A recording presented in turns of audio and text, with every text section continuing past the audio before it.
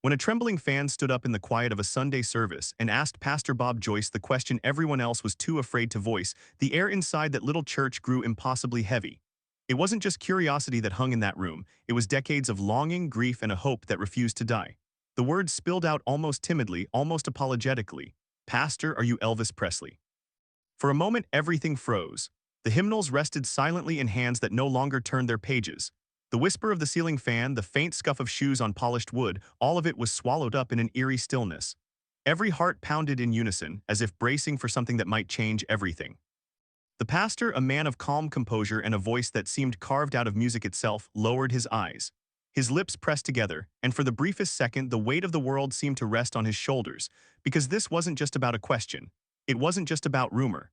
It was about the deepest ache of thousands who had lost their king decades earlier and never truly let him go. And when he finally opened his mouth, his answer broke more hearts than silence ever could. Because sometimes the truth hurts more than lies, and sometimes the way a man says no can feel like he's saying goodbye all over again.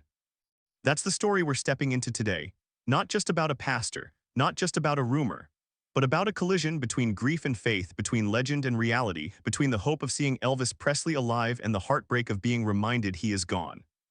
Elvis Presley, the king of rock and roll, a man whose voice filled stadiums, whose smile made crowds faint, whose music changed the world.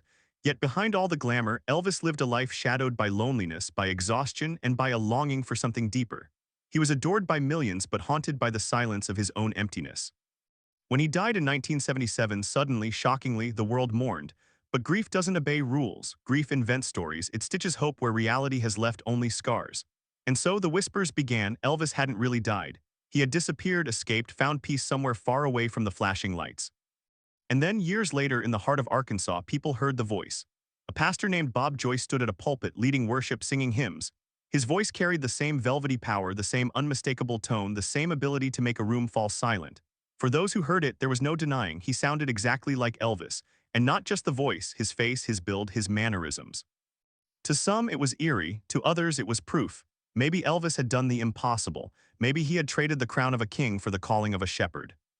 For years, Pastor Bob Joyce quietly preached the gospel, serving his congregation. But outside those church walls, the internet boiled with theories. Videos of his singing racked up millions of views. Fans traveled from across the country, sometimes across the ocean, to see him in person. Each one carried with them the same unspoken question, the question nobody dared to ask. Until one Sunday, one trembling voice broke the silence. And in that single moment, what Pastor Bob chose to say, and how he chose to say it, became more than an answer. It became a revelation about loss, about faith, about the way we hold on to our icons long after they're gone. This story matters because it isn't only about Elvis, and it isn't only about Bob Joyce. It's about all of us, the way we cling to hope when the truth is too painful, the way legends never die because we refuse to bury them, the way faith and grief sometimes collide in ways no one can predict. And so, before we step into that fateful Sunday morning, before we hear the words that shattered illusions and comforted souls all at once, we need to understand the stage this moment was set upon. We need to understand why one man's answer could carry the weight of 1,000 broken hearts. Because this isn't a story about whether Elvis lived or died, it's about why the world still cares. Elvis's death in 1977 didn't just end a life, it ruptured something in the soul of American culture. Fans wept in the streets, unable to imagine a world without him. But almost immediately, questions arose. There were inconsistencies in the reports, strange sightings, and above all, an unwillingness to believe that someone so larger than life could simply vanish from the stage forever. Conspiracy theories became comfort, spotting Elvis alive became a pastime, and for decades the question lingered, what if? Enter Pastor Bob Joyce, by all accounts just a man of faith leading worship in Benton, Arkansas, but with every hymn he sang the whispers grew louder. His YouTube videos became fuel for believers. His sermons were dissected not just for theology but for clues. The line between pastor and Presley blurred in the minds of thousands who didn't want to let their king rest. It is in this context that the fans' trembling question must be understood. It wasn't just curiosity, it was desperation. A plea for closure, a chance to touch something they had lost. And when Pastor Bob Joyce finally answered, it was never just about himself. It was about Elvis, it was about grief. And it was about us, the way we carry legends in our hearts long after they're gone, the way we confuse hope with healing. That is why this story matters. That is why people still share it, still talk about it, still feel the ache of that moment. Because sometimes the deepest truths are spoken not in grand declarations, but in the quiet breaking of hearts. To understand why a single question inside a small church could carry such weight, we need to step back. We need to return to the man at the center of it all, Elvis Presley.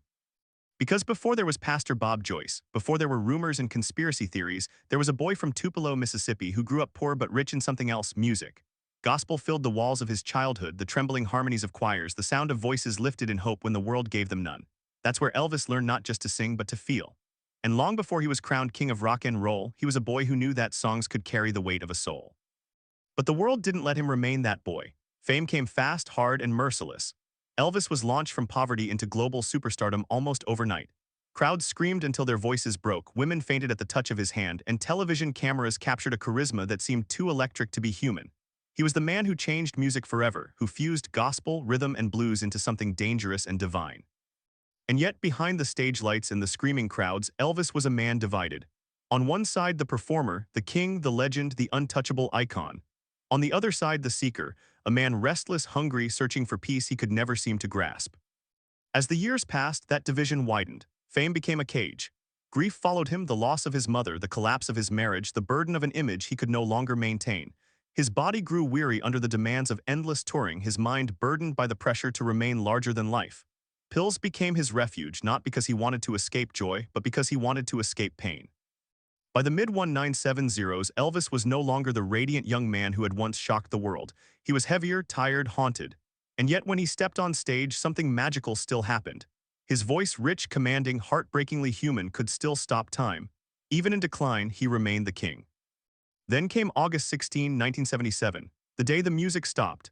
The news hit like a thunderclap. Elvis Presley was gone at just 42 years old. Fans collapsed in tears, radio stations interrupted programming, newspapers ran headlines that seemed unreal. It felt impossible. How could someone so much larger than life simply vanish? But grief, especially on such a scale, doesn't move in straight lines. It twists, it invents, it resists. Almost immediately, whispers began. Elvis hadn't died. Elvis had staged his disappearance. Elvis had escaped. Some pointed to supposed inconsistencies in the coroner's report. Others swore they saw him in airports, gas stations, quiet towns. For many, these stories weren't just about denial, they were about survival. Believing Elvis was still alive softened the blow of his death. It kept him close, allowed fans to imagine that somewhere out there, he was living free, away from the crushing weight of fame. Over time, these whispers became an entire subculture. Books were written, tabloids ran sightings on their covers, fans exchanged stories with the seriousness of scripture. The myth of Elvis's survival became its own strange kind of faith.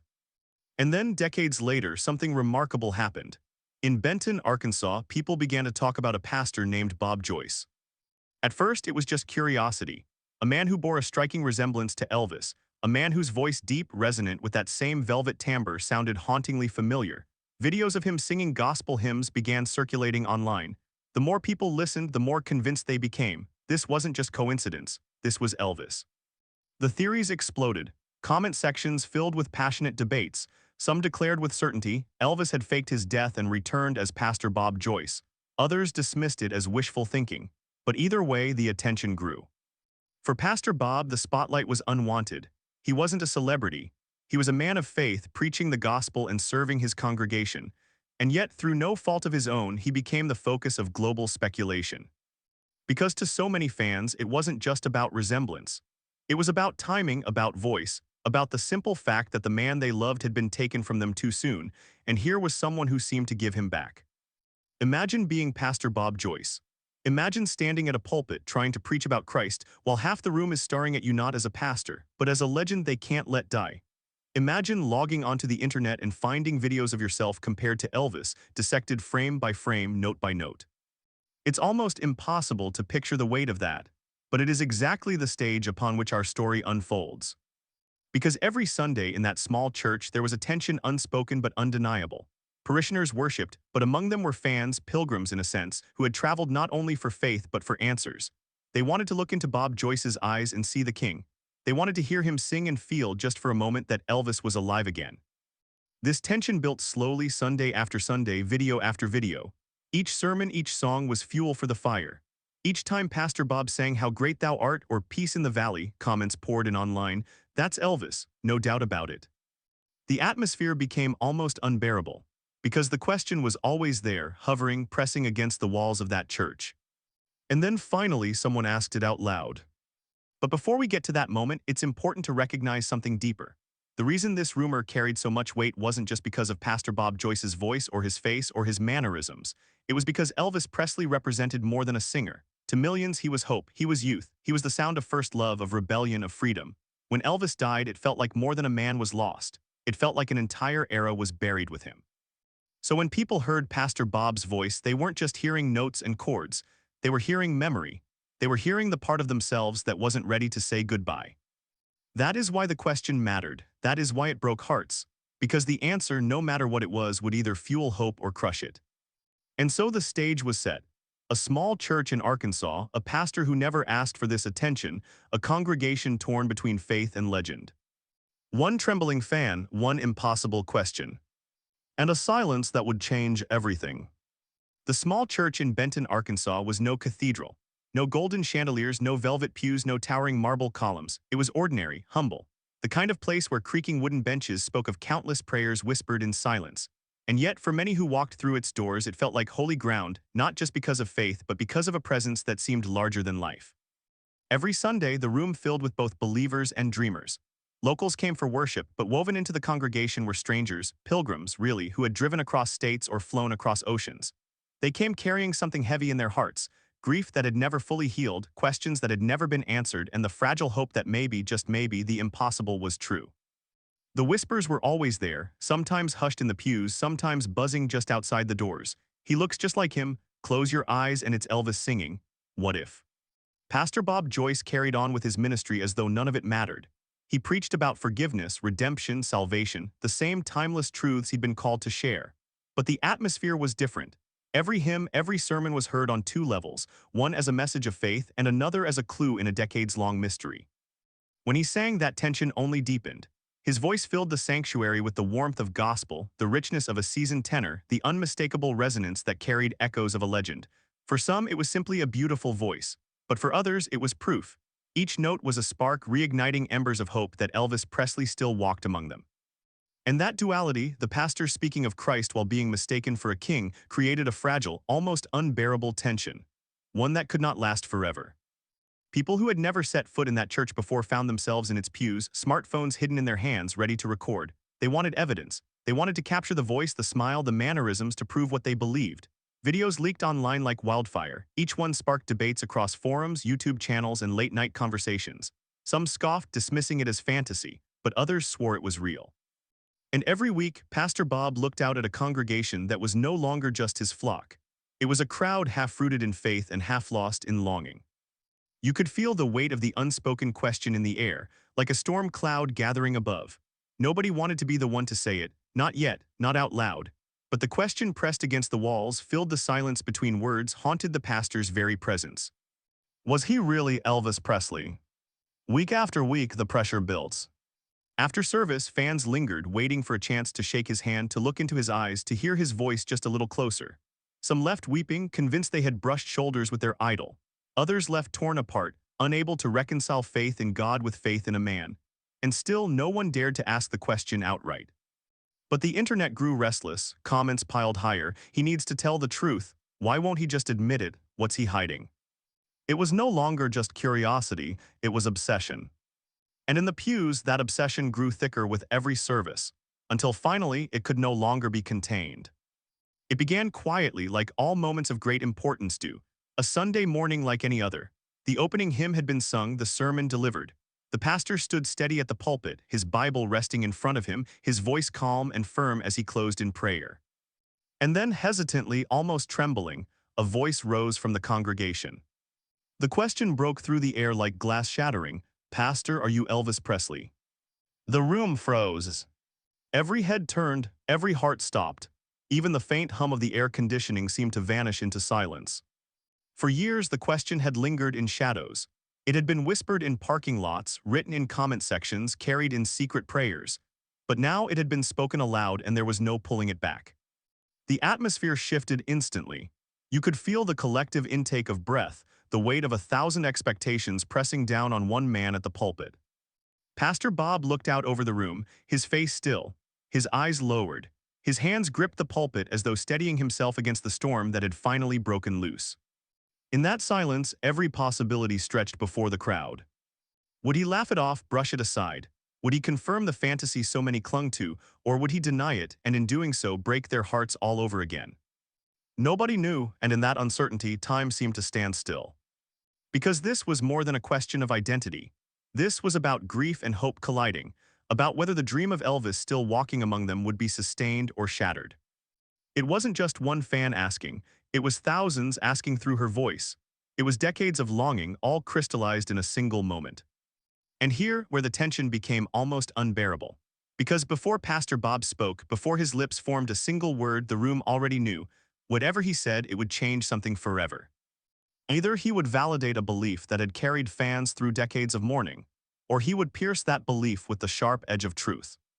And so the sanctuary fell into a silence deeper than prayer, the kind of silence that comes before revelation. The pastor opened his mouth. But what he said and how he said it wasn't simply an answer, it was heartbreak. That is the moment we now move toward, the turning point. The instant where silence broke, where illusion collided with reality, where hope gave way to something more difficult. But before we hear his reply, before we witness the emotional peak, we need to pause here, in the silence that came just before. Because it's in this silence that the story's power lives. The pause was as important as the answer. The pause carried the weight of decades. The pause held every tear shed in 1977, every rumor whispered in the years since, every fan who had carried Elvis in their heart as though he had never left. And in that pause, the congregation knew nothing would ever be the same after this. The silence in that little church stretched out longer than anyone expected. It wasn't the kind of pause that feels empty, it was the kind that feels heavy. The kind that makes your chest tighten, your hands go clammy, your heart beat louder in your own ears. Everyone sat frozen, caught between reverence and desperation. The fans' questions still hovered in the air, raw and trembling. "Pastor, are you Elvis Presley?" Pastor Bob's hands gripped the pulpit, his knuckles pale against the polished wood. His eyes lowered, as if he were staring down into something far deeper than the open Bible before him. In that instant, you could feel the weight he carried, the burden of a man mistaken for a legend, the ache of being asked to step into a role he had never claimed. And then finally, he spoke. His voice was low, measured, but unmistakably heavy with emotion. "No," he said, just one word, simple, final, but the way it fell into the room, it was as though he had dropped a stone into still water, sending ripples through every heart. Some people gasped. Others bowed their heads, tears sliding silently down their cheeks, because it wasn't just a denial. It was a reminder of what had been lost. A reminder that Elvis Presley, the king, was gone, and no look-alike, no sound-alike, no hopeful rumor could change that truth. But Pastor Bob didn't stop there. He could have laughed it off, brushed the question aside with a joke, or left it hanging in awkward silence. Instead, he leaned forward, his voice steady but tender, and said, "I'm not Elvis, I'm just Bob Joyce, a servant of the Lord." The room held its breath again, because the way he said it, it wasn't defensive and it wasn't dismissive. It was sorrowful, compassionate, as though he wasn't just answering a question but comforting a wound he knew had been open for decades. He paused, letting the truth settle like dust in sunlight, and then he continued. "I know why people say these things, I know why some of you come here, and I understand. Elvis was loved by millions. His music touched hearts all over the world, but friends, Elvis is gone, he's not here, he's not me." The words cut deeper than any denial ever could, because he wasn't angry, he wasn't mocking, he was grieving with them, he was telling them what they already knew but never wanted to face.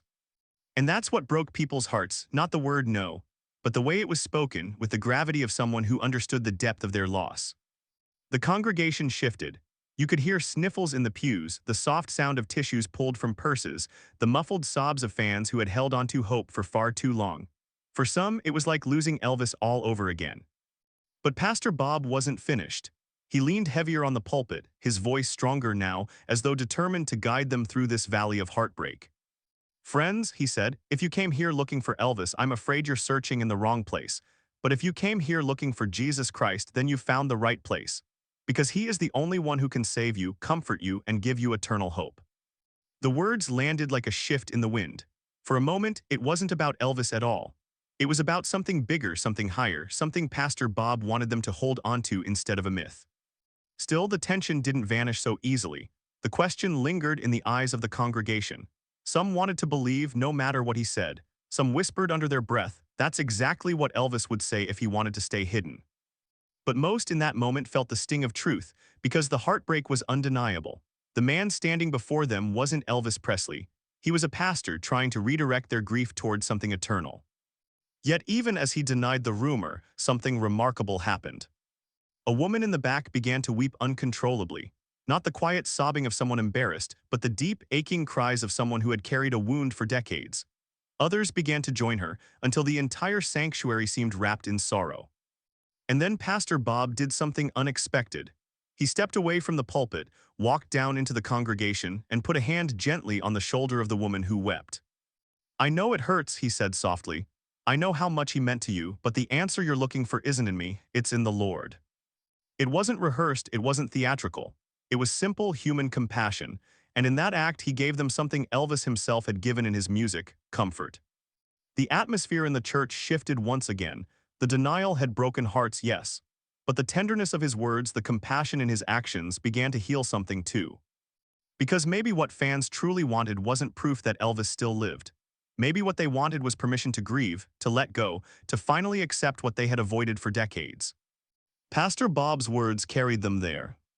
And yet the irony couldn't be ignored. His voice, the very thing that fueled the rumor, was also the very thing that gave comfort. When he spoke, when he sang, people felt close to Elvis. But in this moment, it was Elvis they were hearing. It was a pastor using his gift to point them toward faith. The contradiction was heartbreaking and beautiful all at once. As the service drew toward its close, Pastor Bob returned to the pulpit. He didn't return to the question, didn't scold anyone for asking. He simply raised his voice in one final hymn. "Peace in the Valley." The notes rolled out, rich and familiar, echoing with a timbre that brought tears to the eyes of everyone listening. For those in the room, it felt like Elvis's spirit brushed against them one last time, not because Pastor Bob was Elvis, but because music, grief, and memory can blur lines in ways we can't explain. By the time the hymn ended, the congregation was on its feet, not clapping, not cheering, just standing in reverence, some with hands lifted in worship, others with tears streaming silently down their faces. And in that moment, the tension broke. Not because the rumor was solved, not because questions vanished, but because the pastor had taken their longing, their grief, their aching need for Elvis to still be alive and turned it into something else. It was no longer about proving an identity. It was about facing loss with honesty, about letting truth hurt, and then letting compassion begin to heal.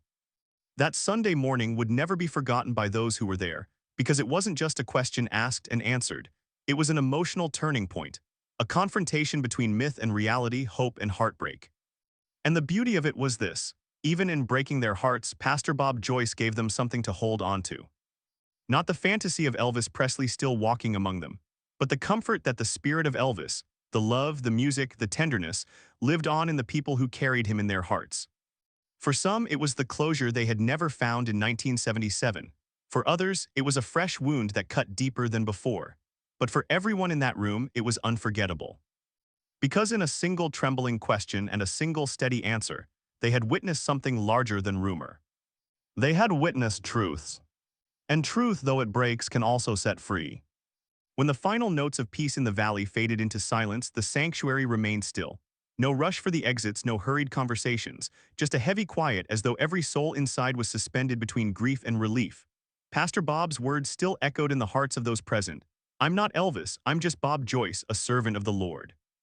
For many, it felt like a door had closed, a door they had kept cracked open for nearly half a century.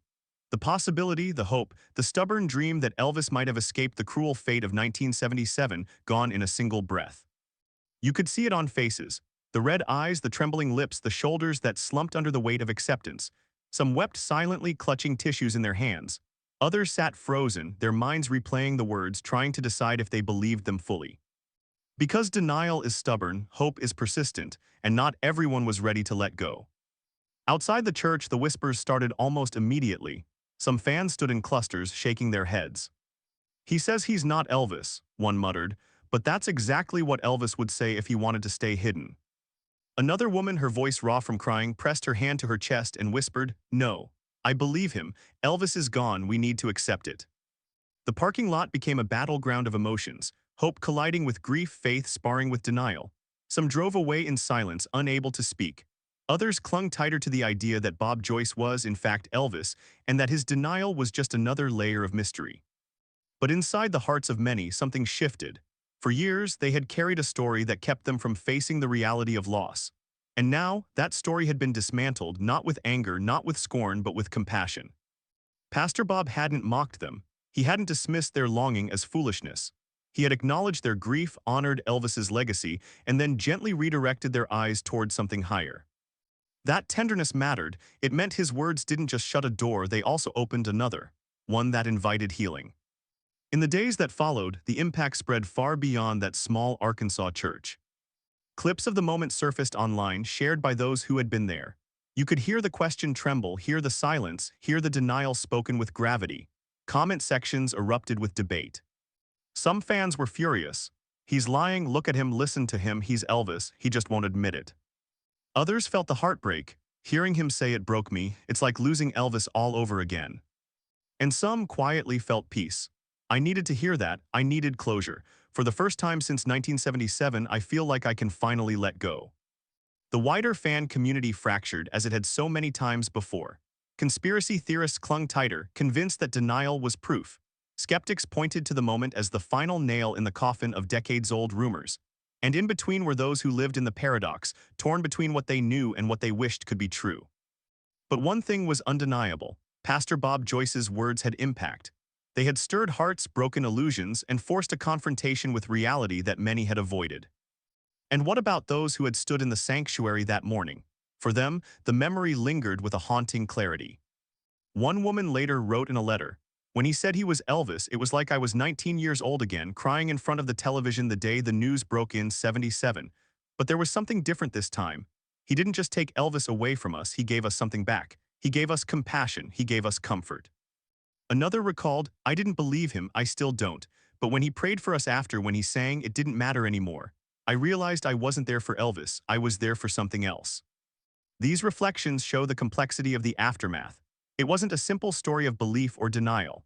It was a mosaic of emotions, grief, hope, anger, peace, all colliding under the roof of a church that had become a stage for one of the strangest, most emotional collisions of faith and fandom the world had seen. And then there was Pastor Bob himself. For him, the aftermath carried its own burden. He hadn't asked for this. He hadn't sought the attention. And yet, he was now more than a pastor to his congregation. He was the unwilling centerpiece of a myth that refused to die. Some nights he surely must have wondered, why him? Why this voice, this resemblance, this strange destiny to be mistaken for a man who symbolized so much to so many? And yet he bore it with grace. He didn't lash out at the rumors. He didn't push people away. Instead, he kept preaching, kept singing, kept offering the same steady compassion he had shown that morning. Perhaps he understood something deeper, that sometimes people need myths. Sometimes they need the impossible, but in the end, what they need even more is truth. The impact stretched far beyond Elvis fans. News outlets picked up the story, reporting on the emotional moment. Religious blogs debated the intersection of celebrity and faith. YouTube videos dissected every word, every pause, every glance of Pastor Bob as he answered. It was as if the world couldn't look away from the collision of two legacies, Elvis Presley's and Pastor Bob Joyce's. But what lingered most wasn't the debate, it was the heartbreak. Because whether people believed his denial or not, they couldn't escape the ache it carried. It reminded them of what they had lost, of the king who had been buried in 1977, of the music that had changed their lives but could never be sung again by its original voice. And that perhaps was the true gift of the moment. By breaking their hearts, Pastor Bob gave them permission to grieve anew, permission to finally face what they had avoided, permission to mourn honestly. For some, that grief transformed into something deeper. They began to listen differently to Elvis's songs, not as proof of survival, but as echoes of a life lived fully and tragically. They began to remember not the rumors, but the man, his struggles, his faith, his longing for peace. For others, the denial only hardened their resolve to believe. And that, too, became part of the aftermath, the realization that myths don't die easily, that some hearts cling tighter when the truth hurts too much. But whether people accepted it or rejected it, nobody walked away unchanged. The service ended that morning, but its ripples carried on. Weeks later, people were still talking about it. Years later, they still are, because the moment was more than an answer. It was a confrontation with the deepest human emotions: loss, denial, longing, and faith. And maybe that's why it mattered so much. Because it wasn't just about Elvis, It wasn't just about Bob Joyce, it was about us, all of us, and the way we struggled to let go of what we love. So the aftermath was not simple. It was messy, it was painful, it was beautiful. Some left broken. Some left healed. Some left more determined than ever to believe. But all left knowing they had witnessed something unforgettable. Because when a fan asked Pastor Bob Joyce about Elvis and he answered with sorrowful honesty, it wasn't just a rumor that died that day. It was an illusion, and in its place a deeper truth emerged. That grief can be holy, that compassion can soften the sharpest loss, and that sometimes the most heartbreaking answer is the one that finally sets us free. The moment passed, but its shadow lingered. Long after the congregation left that small Arkansas church, long after the whispers quieted in the parking lot, the question and its answer continued to echo across the world. Because this wasn't just about one Sunday morning. It was about something larger, about how we remember, how we grieve, and how we carry legends into the future. For Elvis Presley fans, the story became another chapter in a myth that has lasted nearly half a century. Some chose to let the pastor's denial bring them peace, closing the book on years of speculation. For them, it was closure, the chance to finally release the hope they'd clung to and to let memory rest where it belonged. Others refused to accept it. They replayed the video of his answer, dissecting it frame by frame. Look at the way he pauses, they said. Listen to the way his voice trembles. That Elvis, he's just protecting his privacy. And so the debate lives on. Even now, the internet swirls with clips, comparisons, arguments, and theories. The line between Pastor and Presley remains blurred in the minds of thousands. But whether you believe or disbelieve, one truth rises above the noise. Elvis Presley never really left us. Not because he faked his death, but because his legacy is larger than life itself. Think about it, 40, 50 years after his passing, Elvis still sells out tribute shows. His music still streams to millions. Graceland still draws pilgrims from every corner of the globe. And here in the story of Pastor Bob Joyce, his shadow is still powerful enough to fill a church with silence, to bring strangers to tears, to make the world stop and ask again, what if? That is legacy. That is immortality, not in flesh and blood, but in memory, in song, in the hearts of those who can't let go. But there's another layer to this story, one even more profound. Because what Pastor Bob did that day wasn't just about denying a rumor. It was about reminding people where to place their hope. In gently saying, "I'm not Elvis, I'm just a servant of the Lord," he redirected hearts away from myth and toward meaning. He acknowledged the grief, honored the memory, but then pointed beyond it. And that is where this story takes on its deepest resonance. It shows us something about human nature. We are desperate for our heroes to live forever. We create stories when reality is too painful. We chase shadows when the light blinds us with loss. But in the end, true healing doesn't come from clinging to illusions. It comes from facing truth and finding comfort beyond it. And maybe that's why this moment struck so deep. Because it wasn't just about Elvis Presley or Pastor Bob Joyce or the people in that room. It was about all of us. Every one of us knows what it feels like to lose someone we love, to wish we could see them one more time, to imagine they're still out there somewhere, smiling, breathing, waiting, and every one of us knows the sting of realizing they're gone. But we also know the strange beauty of legacy, that people never truly disappear when they live on in memory, in story, in song. Elvis's body may rest in Graceland, but his voice still shakes speakers, his face still fills posters, his name still brings crowds together. He lives not in the disguise of a pastor, but in the hearts of those who loved him. That is what this moment gave us, a reminder that legends don't have to survive in flesh to be eternal, they survive in us. For Pastor Bob Joyce, the legacy is different. He never asked to be compared to Elvis, he never sought the spotlight, yet his life became intertwined with a myth he could never escape. And the way he chose to handle it, with patience, with honesty, with compassion, may well be his own legacy. Because in choosing to answer gently, in choosing to break hearts with kindness, he became not just a pastor to his church, but a shepherd of grief for thousands of strangers. So what does this moment mean today? It means that Elvis Presley's shadow still stretches long across generations. It means that hope, even misplaced, can reveal how deeply we loved. And it means that sometimes the most powerful thing a man can give isn't a miracle, but the courage to face the truth. When that fan stood trembling and asked the question, she wasn't just asking if Pastor Bob was Elvis. She was asking if hope could outlive reality. She was asking if legends could cheat death. The answer in its own way was both no and yes. No, Elvis is gone. Yes, he lives on, not in disguise, but in memory, in music, in us. And that is the legacy, that is the reflection. Elvis Presley, the boy from Tupelo, the man who shook the world, is still alive where it matters most. Not behind a pulpit, not in rumors, But in every note of his songs, in every life his music touched, in every story still told about him decades after his last breath. And Pastor Bob Joyce, his legacy is tied to Elvis's not because of who he is, but because of how he responded, with grace, with compassion, with the courage to tell the truth when it hurt the most. In the end, the moment wasn't about proving or disproving a theory. It was about something deeper, the way legends endure, the way grief shapes us, and the way truth, no matter how painful, sets us free. And so we return to that small Arkansas church, to the moment when a trembling fan dared to ask the question out loud. Pastor, are you Elvis Presley? The answer came not as a grand revelation, but as a gentle denial. Not as a story that fueled myths, but as a truth that carried heartbreak. And yet, in breaking hearts, Pastor Bob Joyce did something extraordinary. He gave people a chance to let go. Because this story was never just about Elvis.